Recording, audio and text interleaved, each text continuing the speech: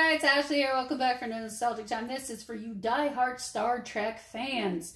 This game here is from 1993 to Star Trek The Next Generation, a game of trivia, exploration, and discovery from classic games with authorization of Paramount.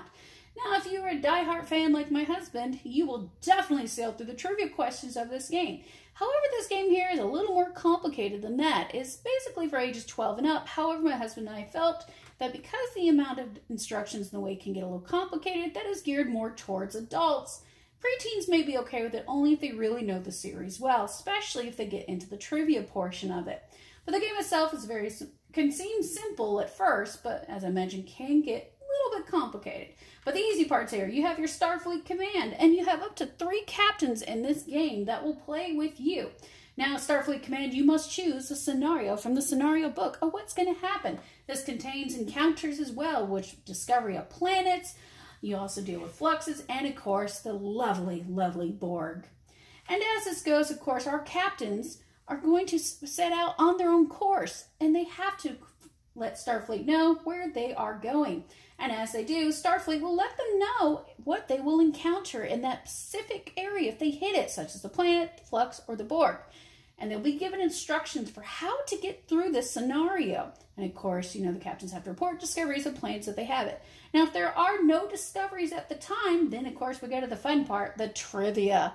The trivia questions, of course, will allow you to continue in this lovely game. The trivia. You gotta love the pictures of the scenes from the shows. And I, of course, got destroyed in the trivia. Now, here's one for you. What did the Q Continuum do with their power? Well, that one was the easiest part, at least for me. Anything they want. Let's see. The one that could be slightly difficult, well, at least for me. In the episode, The Emissary, which officer was not in attendance at the poker game? Okay, so if you paid attention to the poker game, then you know as Deanna Troi was not there. However, my luck, I would not remember those slight details. Unless maybe it was a cartoon or something like that. Then I have a better shot.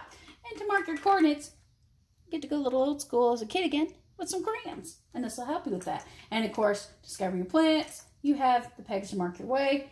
And this makes the game keep going for just a little bit. Can get it to an hour or so or more, depending how long the coordinates can take you to get to your areas and if you're suffering through the trivia. When we took out the discovery part and exploration, the game itself dropped to about 30 minutes or so because we decided to expand a bit on the trivia to have a little more fun with it.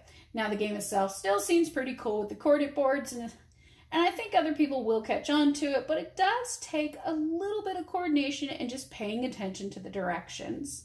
But if you want it fast, stick with just the trivia and keep track of whoever gets the most first. Or if you want to do the exploration, you'll go with the whole grid and keep boogieing.